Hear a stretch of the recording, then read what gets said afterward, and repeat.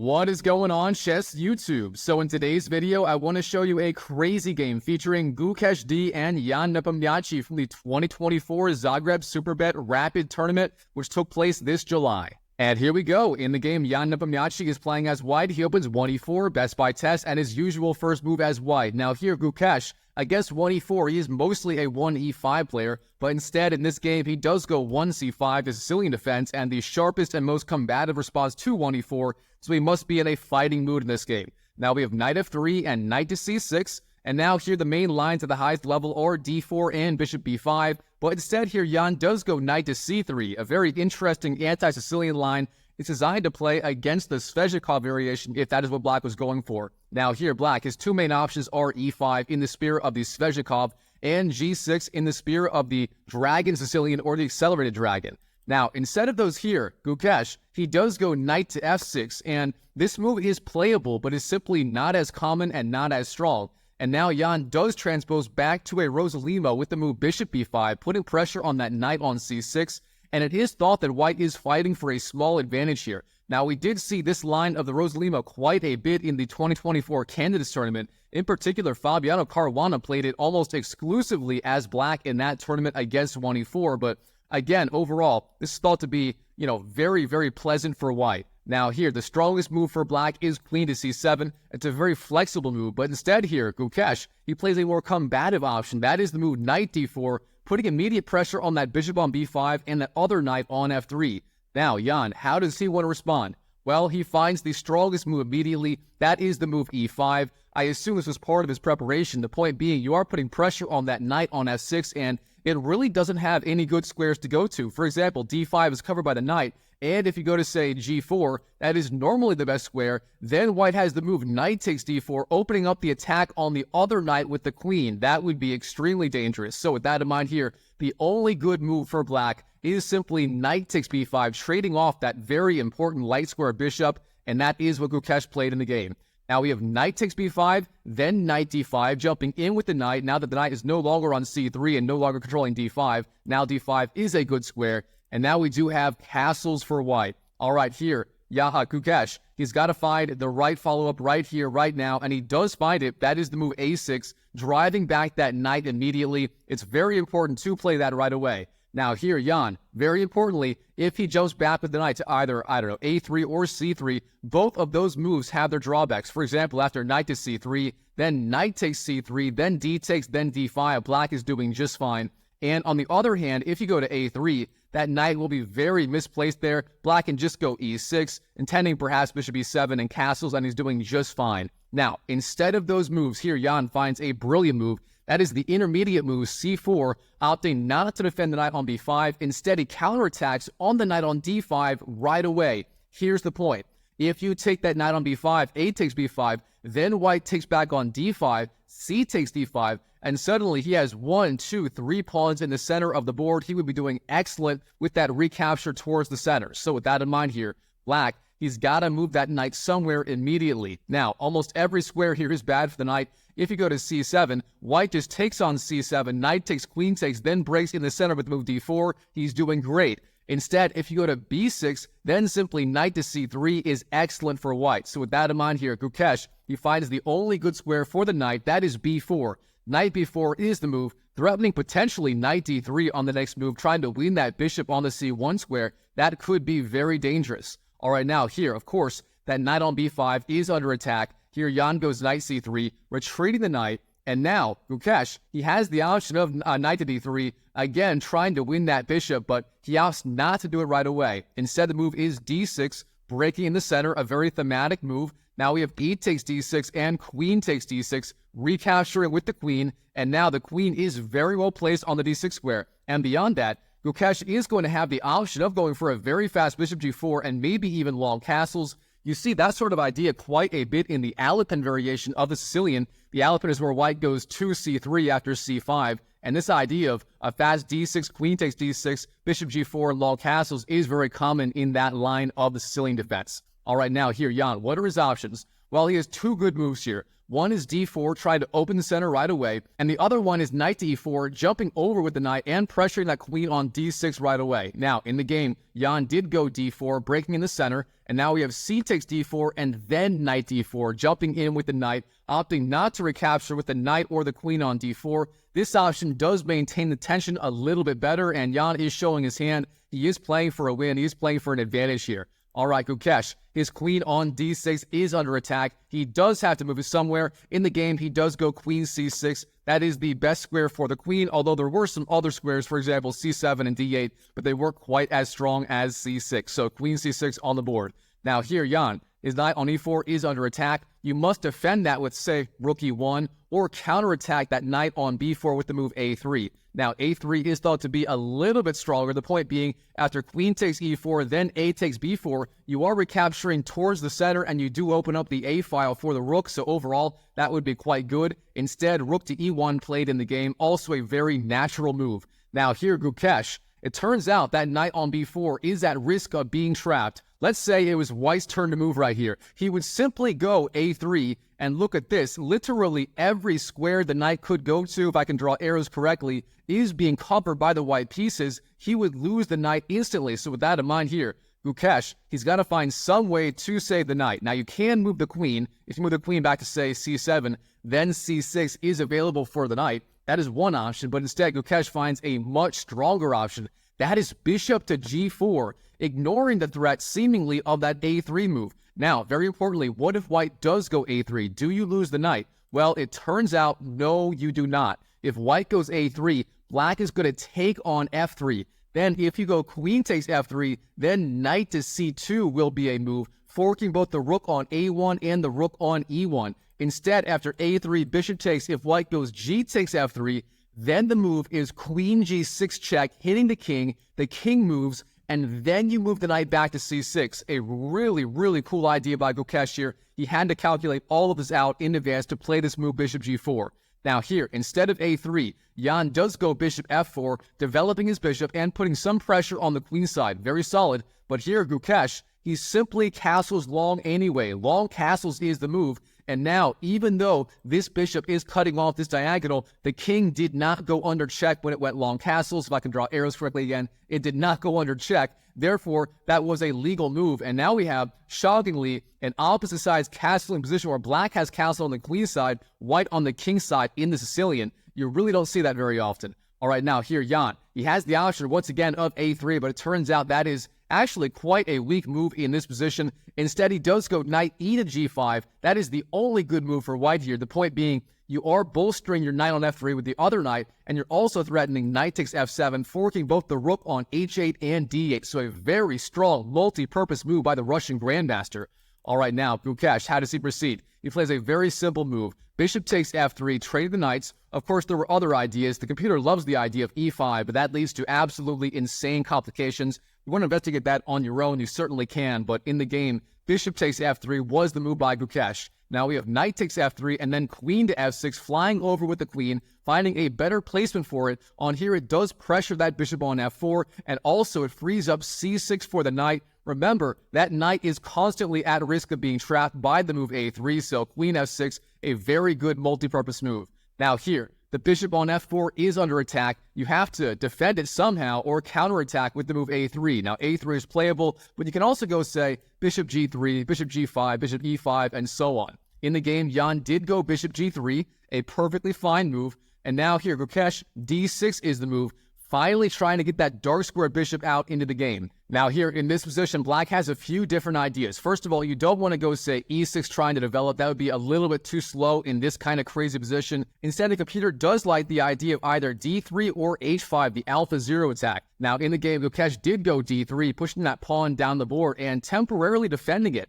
Now, of course, the knight and the queen are not attacking it as the pawn is no longer on d4, and that pawn is bolstered by both the knight and the rook on d8. It is not at risk of being attacked anytime soon.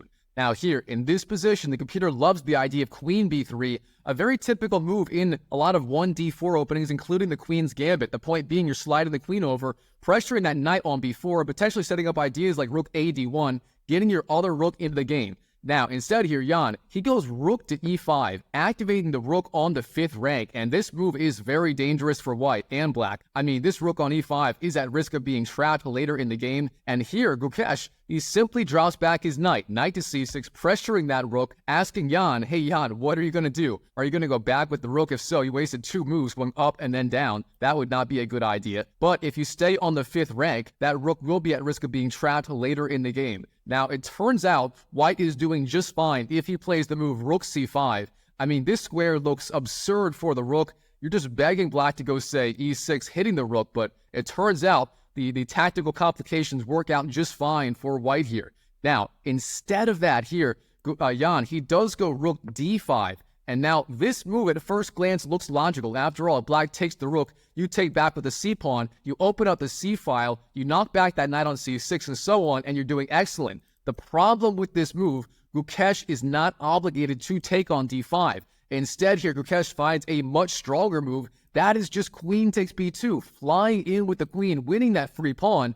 And now, what is Jan doing? Alright, he takes on d8, rook takes d8, then knight takes d8, then knight d5, jumping up with the knight, trying to pressure black's queenside and kingside, potentially threatening knight takes f7 in the future. Maybe he has queen f3 ideas coming and so on, but overall here, Gukesh, he's doing just fine.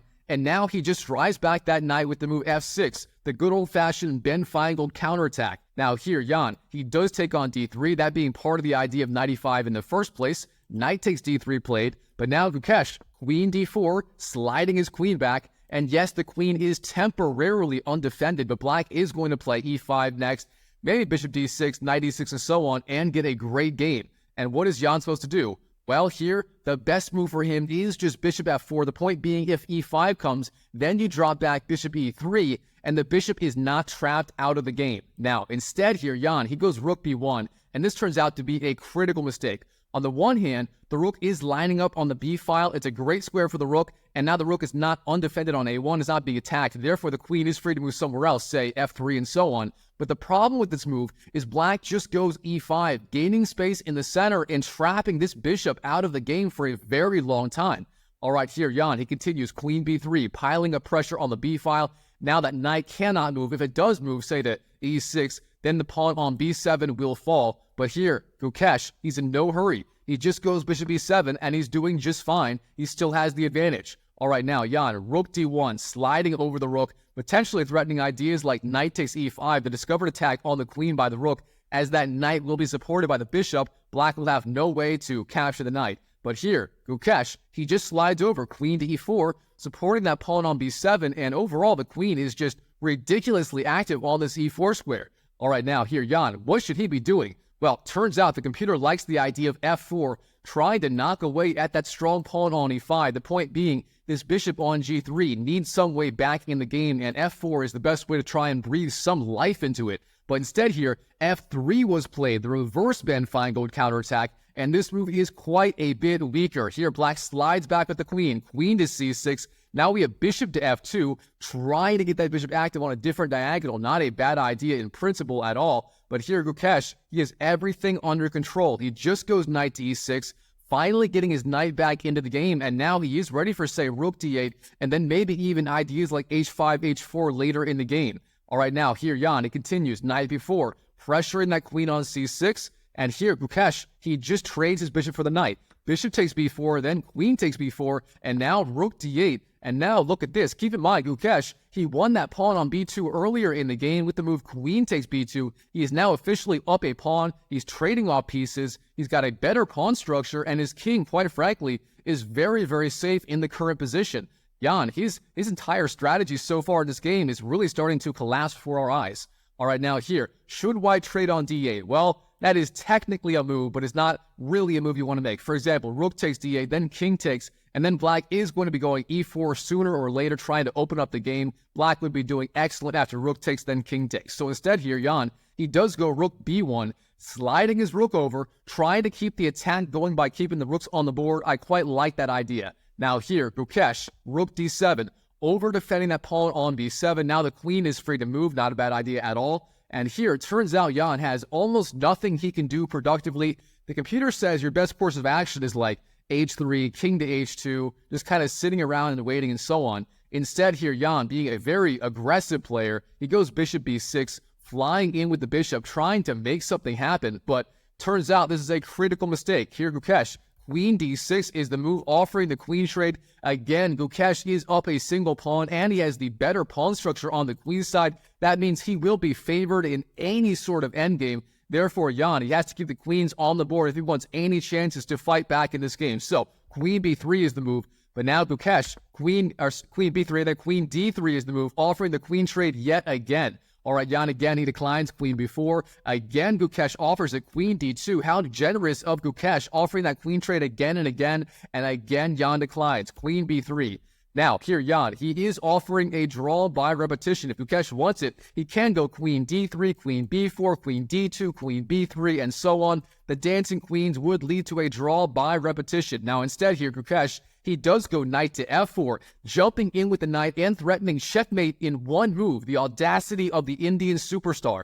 All right, now, obviously, Jan, he has to defend against this threat. Again, if he goes queen b2, that would be a losing endgame. You do not want to do that. So instead here, Jan does go bishop f2, flying back with the bishop. That is the right idea. It is the strongest move, both objectively and from a practical standpoint. But of course, Gukesh, he is not done. He has quite a few different options here. Now, in this position, Gukesh, he has a beautiful move, a beautiful idea. If you like puzzles, pause the video right now and try to find the key idea for Gukesh in this position. And if you're enjoying this video, go and smash that like button for more videos just like this one. All right, here, the key idea for Gukesh, and he didn't find it in the game, is knight to d3, threatening queen takes f2. The point being after knight d3, then rook f1, defending the bishop. Then you just go knight takes f2, rook takes f2, queen d1, rook f1, and then finally, the move is just queen takes b3, getting rid of the queens. You do have a very good rook endgame where you are up a pawn, you are essentially winning. Now, instead of that here, knight to e2 was played instead of knight d3 by Gukesh. What is the point of this move? Now, the king has to move. It is under check. King to h1 is the move for Jan. And now we have knight d4, jumping with the knight to a different square. All right, of course, the queen on b3 is under attack. Queen to a3 was played by Jan, getting out of the attack. Now we have knight e6 dropping back. Now, bishop g1, of course, that bishop on f2 was under attack by the queen. The bishop slides back. Now here, Gukesh continues queen d3, once again offering that queen trade, and again, Jan does decline. Queen b2 is the move. Now we have king d8, the start of a very interesting plan by Gukesh. He is getting his king away from the queen side and potentially over to the king side, sort of a weird artificial castling kind of plan. All right, now here, Jan, c5 is the move, gaining space on the queen side. Now we have king to e7. Again, Gukesh continuing his plan of bringing his king over to the king side. Now we have queen b6, flying in with the queen. Knight to d8, jumping back with the knight, defending b7 preemptively. Now rook b3, pressuring the queen on d3 of Gukesh. Queen d5 is the move. Now queen to a7, Jan kind of trapping his queen in the corner of the board. Very strange. And now king to f7. Gukesh seemingly completing his plan of bringing his king all the way over to the king side here. Now we have queen to a8. Jan, what is he doing with his queen? He went, and I don't even know how he went here, all the way up to b6, then a7, then a8. Let's continue. h6 for Gukesh, gaining space on the king side. h3 for Jan. And now king to g6. Gukesh continues his march with the king onto the king side. Now here, Jan, queen to c8, pressuring the rook on d7. Jan going queen b6, then a7, then a8, then all the way over to c8. Jan with the very strange queen march, just enough to match the strange king march of Gukesh. All right, queen c6 for Gukesh, offering the queen trade yet again. Again, the endgame would be excellent for Gukesh. He is up a pawn. He is the better pawn structure. So that in mind here, Jan, he is forced to go queen b8, declining the trade. Now, queen c7, once again offering the trade is Gukesh, and again, Jan does decline. Queen to a8, and now here, Gukesh, with that queen stuck on the a8 square, Gukesh goes into, full-on aggression mode. He goes rook to d1, flying down with the rook, pressuring that bishop on g1 against the king on the h1 square. Now here, Jan, queen to a7, trying to get his queen back into the game, but now queen a5 for Gukesh, eyeing that e1 square with the queen. That would be very dangerous. Now we have c6, Jan giving up his pawn on the c-file, the point being he needs to get his queen back into the game on this diagonal. Therefore, giving up that pawn is virtually one of the only ways to do it. So, c6, then knight takes c6, hitting the queen on a7, and now instead of taking the free pawn on b7, he does get his queen back into the center of the board with the move queen to e3, trying to defend. Now Gukesh, queen d5, centralizing his queen, giving up that pawn on b7, but very importantly, threatening ideas like queen d2 next. All right, now here, rook takes b7 is the move, and now instead of, say, queen d2, Gukesh, he jumps in with his knight to d4, centralizing the knight. What is the idea behind this move? Well, first of all, you are opening up the attack on the rook on b7 with the queen, and Gukesh is going to have many other ideas in mind with that knight as well. All right, now Jan, rook b2, trying to defend, but Gukesh, knight to f5, hitting the queen and eyeing the very vulnerable g3 square, and that may be very important if Gukesh can line up threats on the back rank, on the first rank against that bishop on g1. All right, now queen to f2 is the move, and here, the showstopper move of the game for Gukesh. He plays the move rook to f2, an absolutely brilliant move. The point being here, if you take that rook, then knight to g3, hits the king and the queen on f1, that would decide the game on the spot. So a seemingly temporary rook sacrifice designed to try to win the queen of Jan. Now, of course, Jan, he does not take that rook on f1. Instead, queen to c2 is the move. But here, Gukesh, the finishing move of the game, simply queen d4, overpowering that pinned bishop on g1. Of course, the knight does control g3. Queen takes g1 is coming, and that will be checkmate. So for that reason here, Jan, he resigns on the spot to the unstoppable world champion, Gukesh D. Wow, what a game between Ian Nepomniachtchi, the Russian superstar, and Gukesh D, the Indian world champion, at the 2024 Zagreb Superbet Rapid Tournament. All right, Chess YouTube, I hope you enjoyed this video. If you did, smash that like button. And check out this video right here, where Gukesh sacrifices a full rook out of the opening against Magnus Carlsen. That game was unbelievable. If you haven't seen that game, check it out, and I'll see you in the next video.